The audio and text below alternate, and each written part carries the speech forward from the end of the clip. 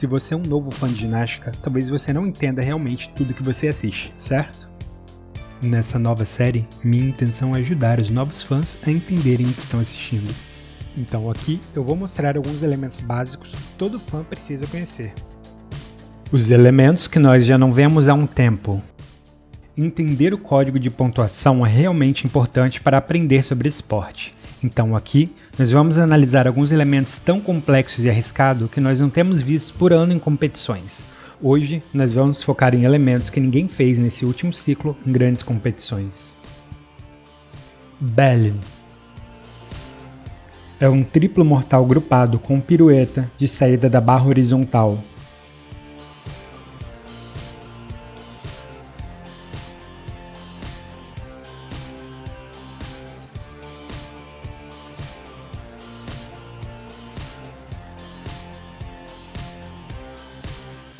Fardão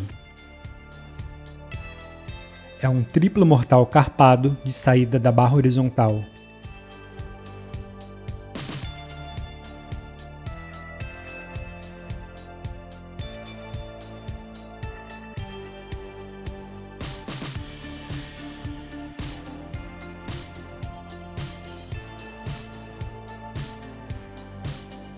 Rumbutis é um triplo mortal grupado para frente de saída da barra horizontal.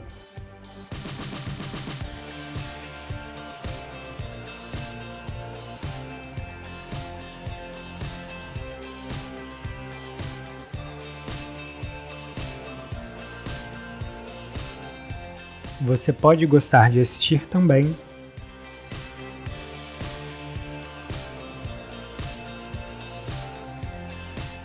Obrigado por assistir, se inscreva no meu canal e dê um like abaixo.